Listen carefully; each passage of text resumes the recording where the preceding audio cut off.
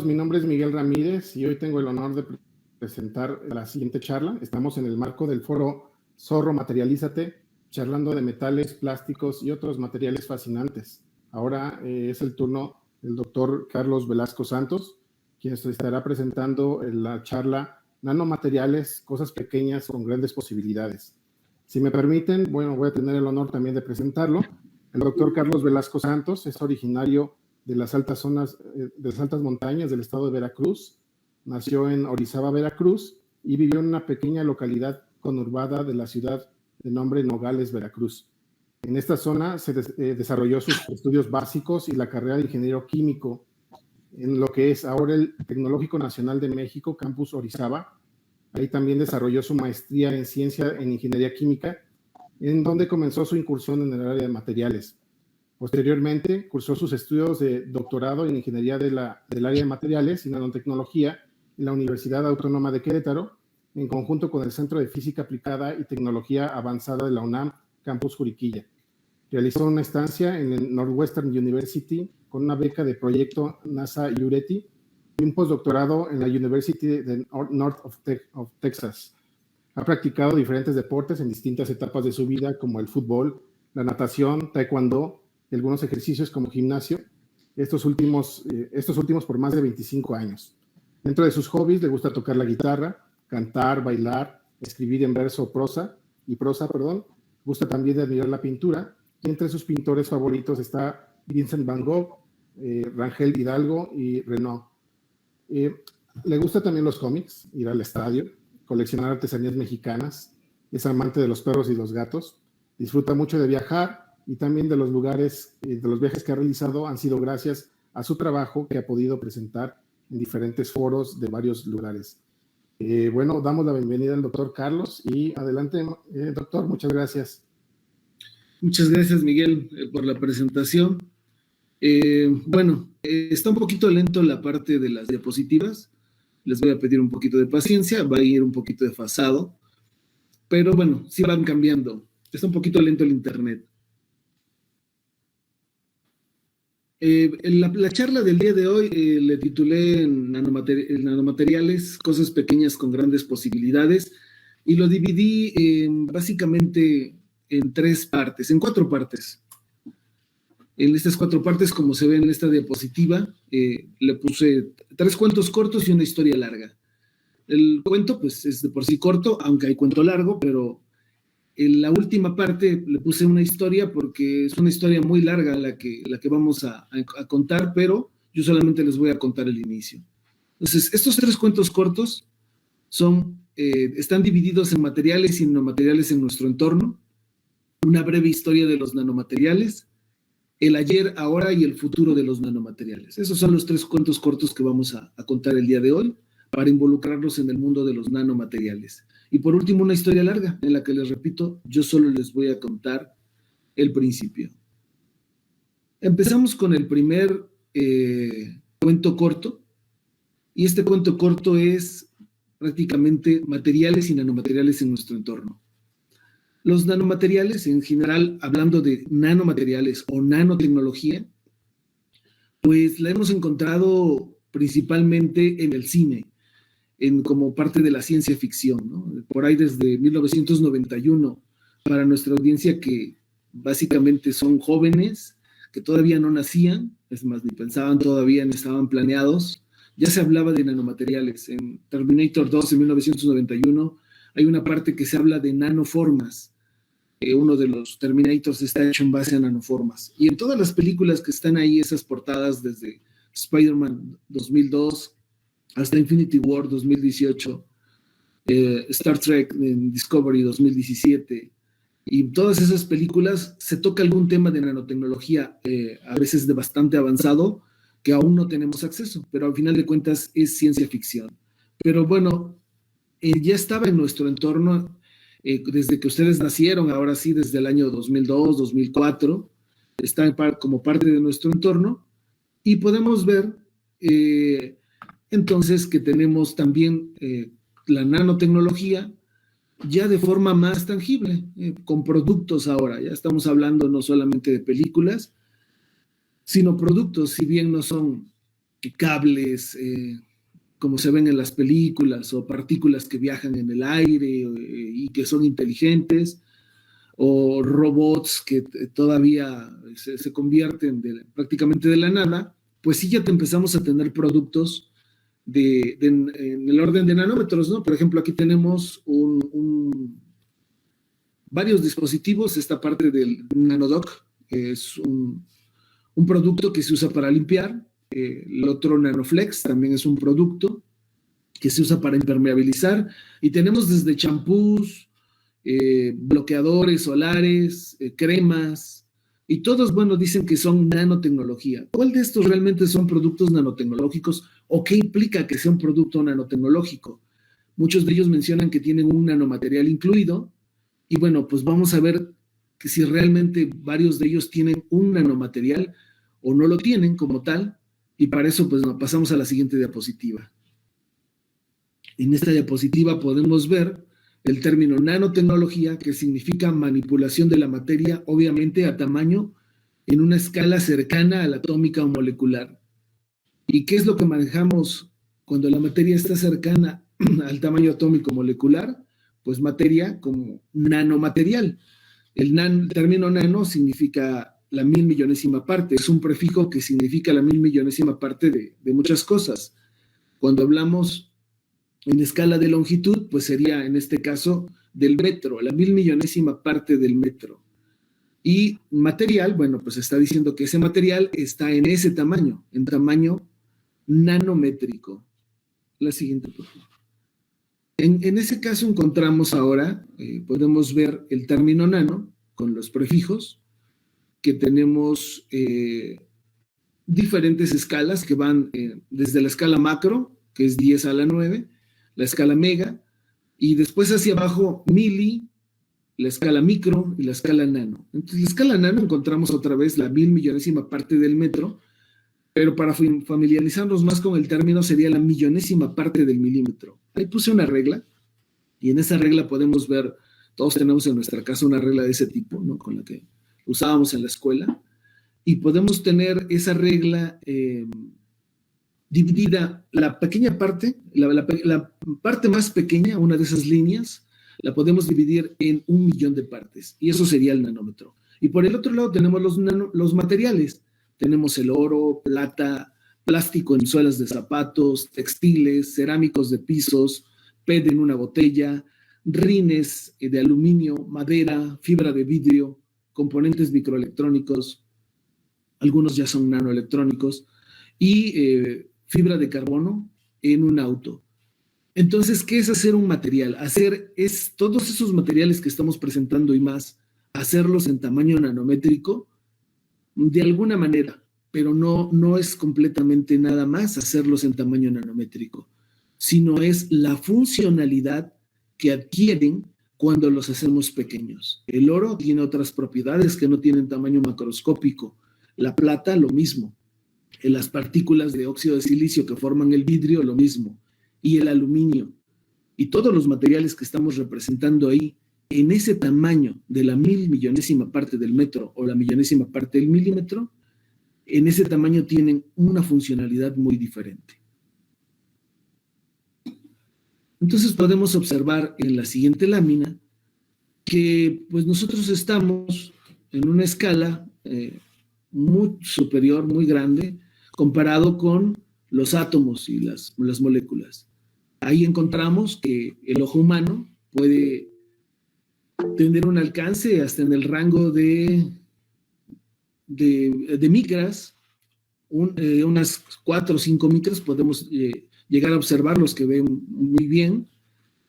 Y después tenemos otros objetos, como puede ser un cabello, o podemos tener una célula incluso, o una bacteria que están en el rango de micras. Arriba podemos ver la escala de micras, donde dice 10 micras, 1 micra, y en esa escala podemos observar que podemos encontrar con un microscopio óptico, como el que existe en algunas secundarias, prepas, podemos observar células y bacterias. Sin embargo, para observar algunas otras cosas más pequeñas, como puede ser el virus, el ADN, o llegar hasta una escala molecular o atómica incluso, necesitamos dispositivos más desarrollados como puede ser un microscopio electrónico. Y ahí podemos observar algunos objetos incluso en el orden de tamaño nanométrico. Vamos al cuento número 2. Con esto terminamos en el cuento número 1, que ya definimos por qué es un nanomaterial. Y en este cuento número 2 vamos a ver una breve historia de los nanomateriales. En esta breve historia de los nanomateriales podemos encontrar un montón de hallazgos que son clave, que son importantes para el desarrollo de los nanomateriales. Y entre las pláticas que más se han señalado como el inicio de la nanotecnología, el inicio de los nanomateriales, fue esta plática de Richard Feynman que es muy famosa, que es "There is plenty of the room at the bottom", o sea, que quiere decir que hay un montón de espacio allá abajo.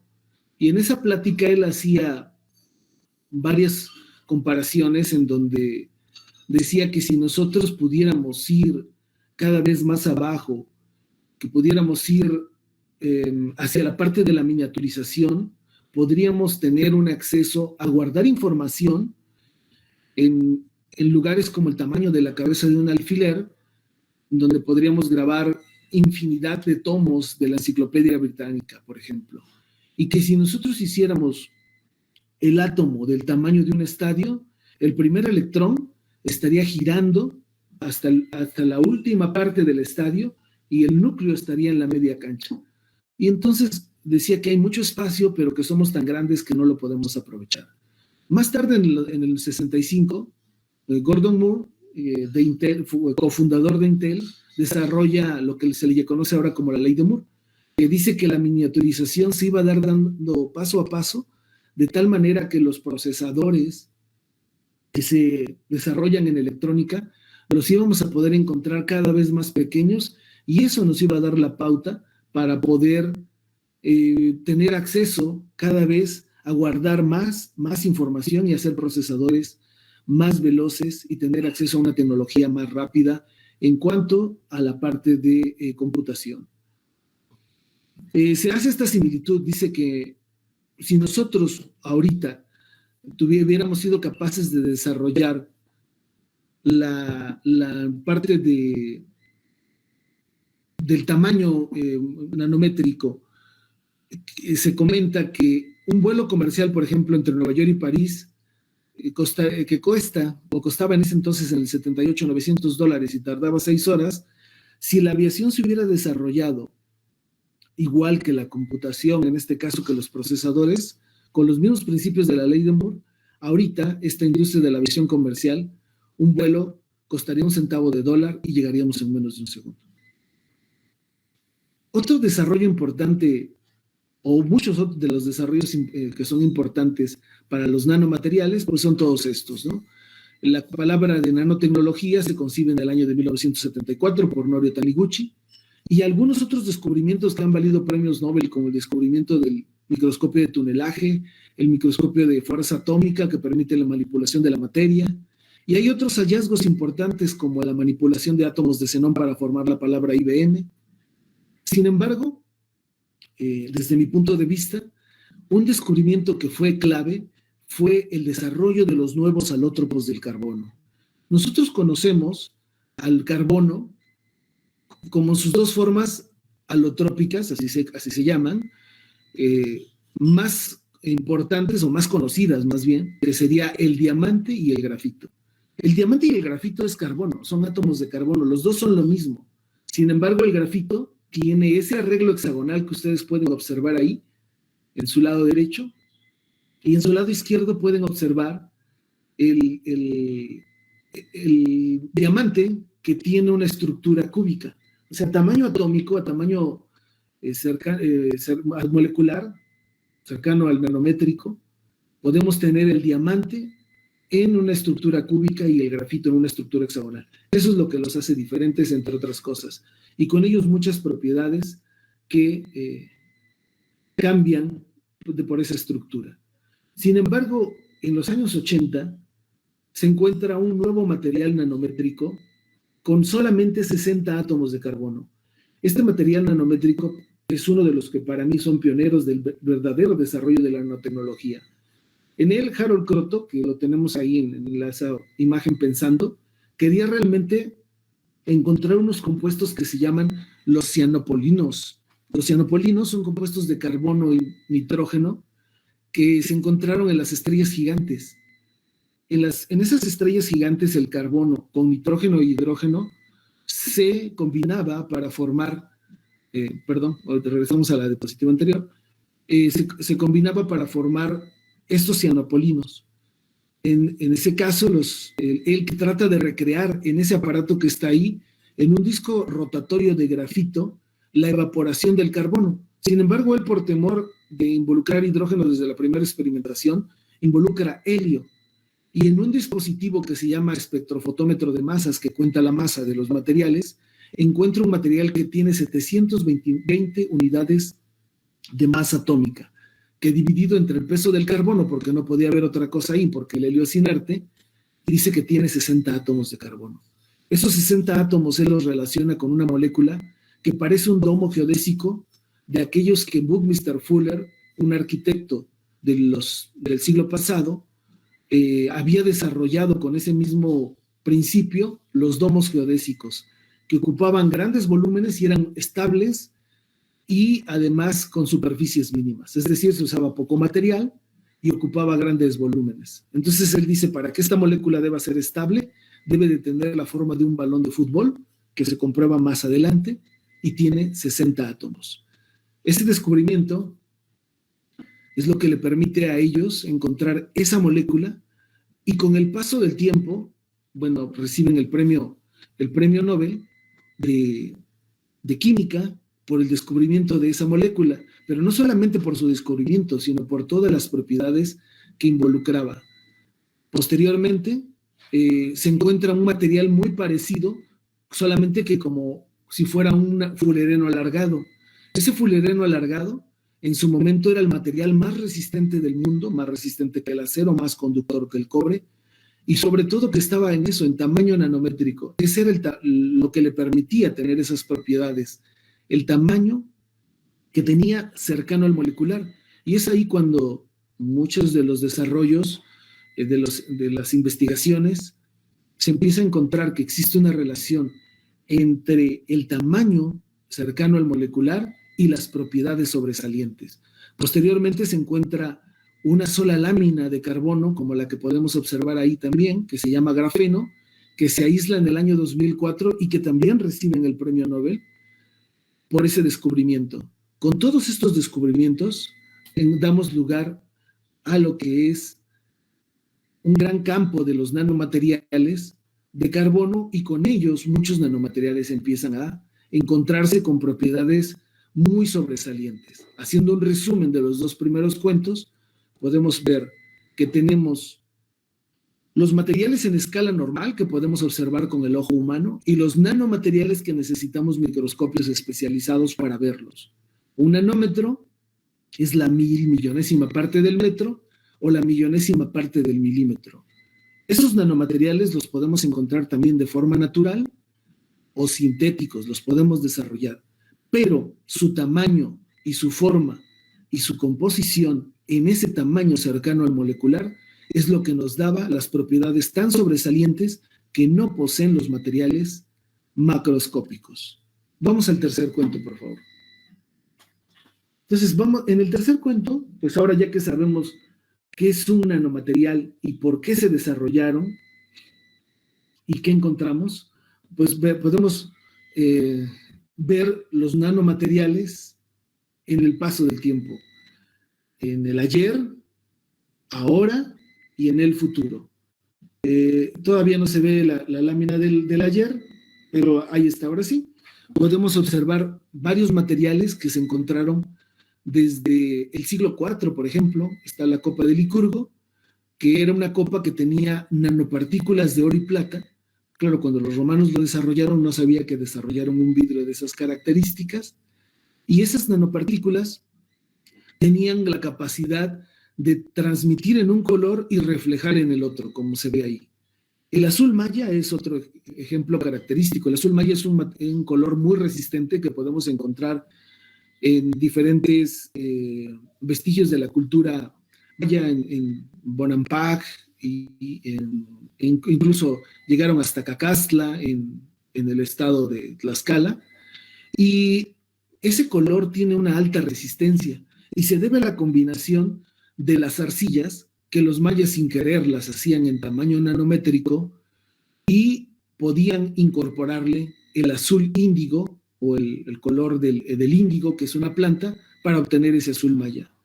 Otros desarrollos son las cerámicas de Manises, que tenían nanopartículas de plata y cobre, los vitrales de las catedrales de la Edad Media, que tenían nanopartículas de oro y plata, y las famosas espadas de Damasco, que tenían en su composición carbono, pero como el que vimos en las diapositivas anteriores, en tamaño nanométrico. Eran nanotubos de carbono que hicieron posible que esas espadas tuvieran propiedades mecánicas muy sobresalientes, además de ser ligeras.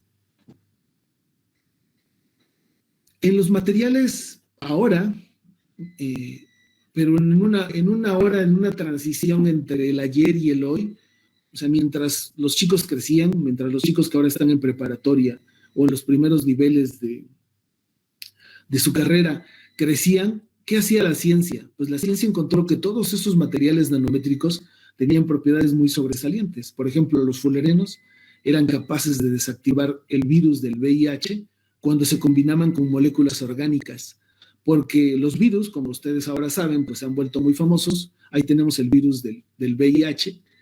Tenían la misma forma de los fullerenos, y actualmente hay una gran investigación de que los fullerenos son capaces de desactivar virus como el VIH. Se han desarrollado otras cosas, como es la purificación del agua y el aire, con resultados muy buenos. Y además, estos nanomateriales, pues si son tan pequeños, pues ¿para qué nos sirven? ¿Cómo los podemos manipular? ¿De qué sirve que sea un material muy resistente si son muy pequeños? Bueno, los podemos incorporar en polímeros, podemos incorporarlos en metales, como se ve ahí en esa diapositiva, para formar nanocompositos y hacer materiales muy resistentes, entre otras cosas. Todos estos desarrollos se han venido dando, y por ejemplo tenemos algo más reciente. Mientras tú estudias y tú decides qué vas a hacer de tu vida, se ha seguido estudiando que estos materiales nanométricos pueden combatir virus, incluso como el coronavirus, que es un problema que tenemos actualmente, y otros desarrollos que se han venido dando, donde las arcillas que encontramos en el suelo las podemos convertir en un nanomaterial que podemos generar nuevos desarrollos. Y en el entorno, pues, ¿qué nanomateriales tenemos tangibles? Pues bueno, ya hay, como mencionamos, cremas que tienen nanovesículas, que son partículas de lípidos en donde podemos encapsular nutrientes para la piel, nanopartículas de óxido de titanio y de óxido de zinc, nanopartículas de óxido de silicio con propiedades antigrafiti, nanopartículas con óxidos metálicos con propiedades antibacterianas, nanotransistores, en el caso de Intel, que se ha venido desarrollando, entre otras cosas. Y algo muy importante, yo escuchaba, o más bien leía en el Facebook, una vez que empezó esto del coronavirus, que una persona se quejaba y decía, bueno, ¿dónde está la nanotecnología ahora? Decía, no que la nanotecnología nos iba a cambiar la vida, ¿dónde está la nanotecnología? Se quejaba de que pues el virus seguía avanzando y sigue avanzando. ¿Y dónde estaba la nanotecnología? La nanotecnología estaba en pleno desarrollo, pues todas las vacunas del COVID, la gran mayoría, están hechas en base a nanopartículas que son capaces de encapsular el principio activo. Como ustedes saben, el vector de cada vacuna es diferente, pero donde se encapsula ese vector es principalmente en una nanopartícula. Y tenemos ya actualmente decenas de vacunas y decenas de fármacos que usan nanomateriales, como todos los que están ahí en el círculo que dice nanopartículas de liposomas en farmacéutica. Son fármacos que ya usan nanotecnología. Nosotros también en el tecnológico tenemos desarrollos donde hemos involucrado nanomateriales, como son el desarrollo en diferentes empresas de nanocompositos, donde involucramos nanopartículas para desarrollar materiales para diferentes cosas, como pueden ser lanchas, como pueden ser otras cosas que que se generan en la industria de Querétaro. También nanofluidos para hacer aceros más resistentes, o también nanopartículas de aluminio para generar hidrógeno como combustible limpio. También tenemos nanomateriales que se pueden emplear para mejorar la calidad de las pinturas, así como sucedió en el azul maya. Y bueno, en el futuro, ¿qué tenemos que hacer con los nanomateriales? Pues hay mucho campo, ¿no? Podemos combinar tecnologías actuales como es la impresión 3D con polímeros, con metales para generar muchos desarrollos. Hay muchos retos que se pueden todavía desarrollar. Algunos ya están en pleno camino, pero todavía falta generar muchas cosas para desarrollar este tipo de nanomateriales en todas esas partes, por ejemplo, de la industria automotriz. ¿Qué más podemos hacer? Pues, ¿cuántas empresas, por ejemplo, hay en México de nanomateriales? En esa gráfica podemos observar, esa gráfica es de 2013. Si la actualizáramos, podríamos ver que ya existen mucho más empresas que se involucran en el desarrollo de nanomateriales. Ahí Querétaro, por ejemplo, tenía 4 industrias, ahora ya tiene mucho más. Pero también hay un reto en qué vamos a hacer con esos nanomateriales. ¿Qué vamos a hacer con su disposición cuando se incorporan a la agua, a la tierra? ¿No van a migrar hacia nosotros, hacia nuestra comida, hacia el suelo, y no van a estar después en nuestro cuerpo? Hace falta reglamentar todo eso. En la parte del desarrollo de nanomateriales para la parte de compósitos poliméricos multifuncionales, así va el desarrollo de lo que se conoce como la madurez tecnológica, en donde el 9 es lo máximo y el 1 es el principio. Todas esas partes para mejorar la conductividad térmica eléctrica, los sensores, los actuadores, polímeros con cambio de forma, todo eso en base a nanotecnología en la industria aeronáutica está en esa etapa de desarrollo. Hay muchas cosas por hacer en la parte de nanotecnología. Y tenemos aquí, por ejemplo, un top 5, las 5 empresas que se consideran, o startups más bien, son apenas pequeñas empresas que están en su inicio, y hay 175 que se eligieron en el mundo en esta revista, y hay 5 que consideraron las más importantes. Una está enfocada al desarrollo de baterías con nanocompositos, otra almacenamiento de energía, purificación de agua, textiles a prueba de agua y protección, o sea, para el cuerpo, chalecos antibalas, entre otras cosas, y en diferentes lugares del mundo. Así que hay muchas cosas para hacer en la nanotecnología, tenemos muchas ventajas. Podemos promover energías limpias, más baratas y verdes, una electrónica segura y flexible. Podemos generar desarrollos más eficientes en medicinas, como ya vimos. Y tenemos desventajas porque no sabemos el daño que va a causar al ambiente, cuáles van a ser los productos que realmente van a generar más empleos, y además también se podrían generar armas más potentes. Entonces tenemos que ser responsables, como en cualquier tecnología, de cómo se va a manejar. Por último, terminamos con la historia larga. Esto fue muy breve y les conté básicamente algo muy básico de lo que son los nanomateriales y todos los desarrollos que se pueden hacer con ellos. Algunos de los desarrollos que se pueden hacer con ellos. Pero aquí hay otra historia larga. Y en esta historia larga yo solamente les voy a contar el principio. Uno puede decidir si uno quiere ser el espectador o el usuario, o quiere ser parte de la ejecución o el actor o desarrollador. Es decir, cuando uno va a un partido de fútbol, pues puede ser el espectador como se ve ahí, o puede ser el jugador, ¿no? Muy pocos somos jugadores, la mayoría somos espectadores.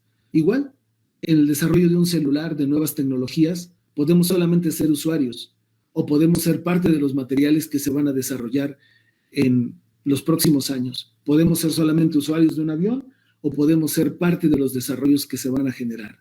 Ustedes pueden decidir. Esto es una invitación, y ustedes en muchos años, alguna ocasión a lo mejor me los voy a encontrar y me van a decir si al cabo de los años decidieron solamente ser un usuario o ser un desarrollador y ser parte de este campo que les tocó vivir, que son los nanomateriales y la nanotecnología. Entonces, pues por mi parte, eso es todo. Fue algo muy breve, una introducción a la parte de los nanomateriales y ustedes pueden encontrar, desarrollar este tipo de cosas, aprender más bien cómo se desarrollan este tipo de cosas e involucrarse en una industria de este tipo, en la ingeniería en materiales. Si ustedes quieren informes de lo que son nanomateriales o los desarrollos que en mi caso he realizado, pueden consultar el Google Scholar, pueden escribirme, ahí está mi correo, y si quieren informes sobre la carrera, también ahí está un correo en la parte de la academia. Por mi parte es todo, muchas gracias por su atención. Bueno, agradecemos, muchas gracias, doctor, le agradecemos mucho la charla muy interesante del día de hoy. Vamos a dar un pequeño espacio para que algún participante pueda hacer algunas preguntas o comentarios respecto a esta charla. Y así que vamos a dar un minuto.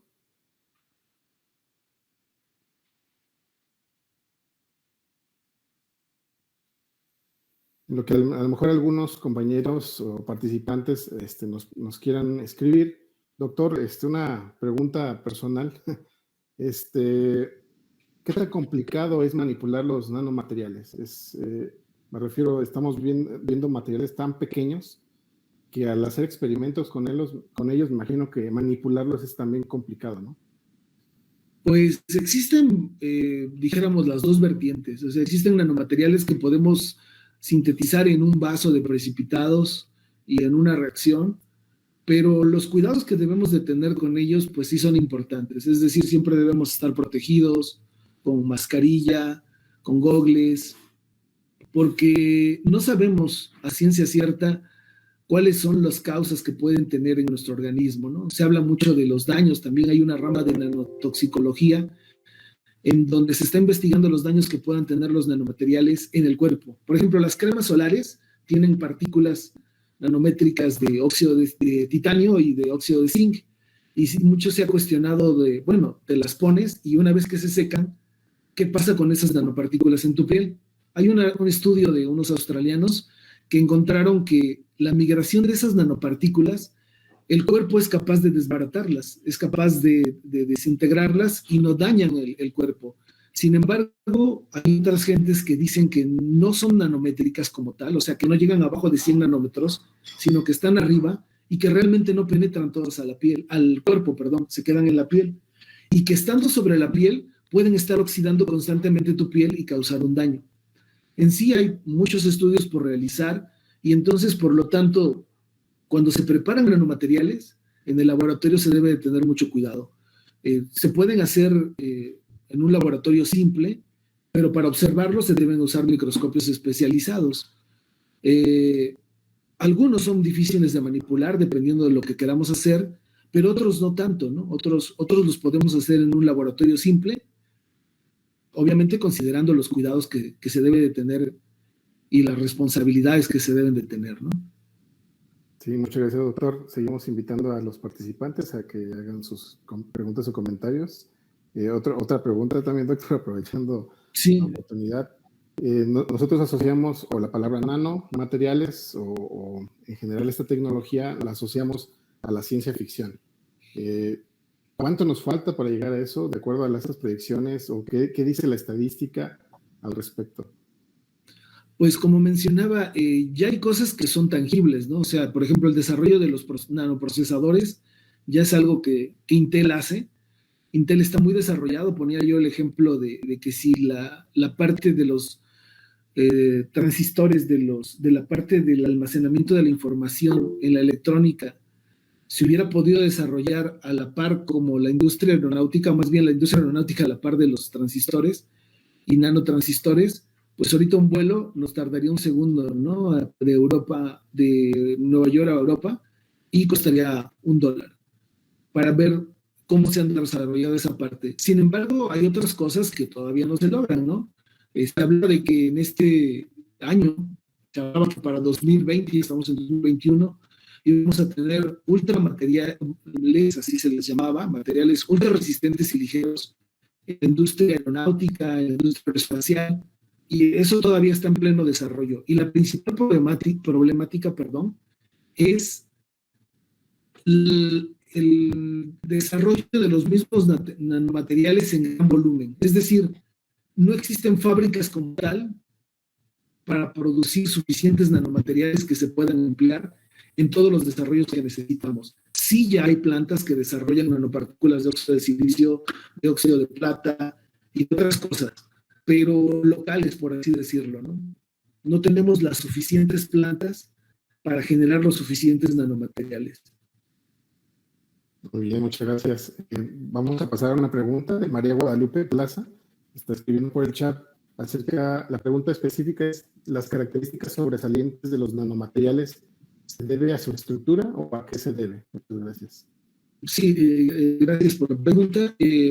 Pues principalmente se debe a su tamaño. O sea, lo principal es el tamaño. Porque la estructura, por ejemplo, que tienen los fullerenos, los nanotubos o el grafeno que vimos en una de las láminas que les presenté, es de estructura grafítica. Es decir, es la misma estructura que tiene el grafito. Solo que el grafito lo tenemos en tamaño macroscópico. O sea, yo puedo tener una barra de grafito en un lápiz y lo puedo observar y son varios milímetros de espesor. Cuando esa estructura similar que la del grafito se vuelve en un tamaño cercano al molecular, eso es lo que nos genera las propiedades. Y la clave es eso, que está cercano al tamaño molecular, porque ahí se generan menos defectos y mayores interacciones. Y es ahí cuando cambian las propiedades.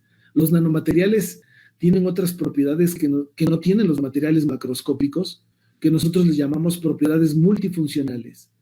Que, bueno, ahorita no da tiempo para explicarlo, pero al que me escriba con gusto le puedo explicar que es una propiedad multifuncional, pero la clave principalmente, aunado a la estructura, es el tamaño. Muy bien, muchas gracias por la respuesta.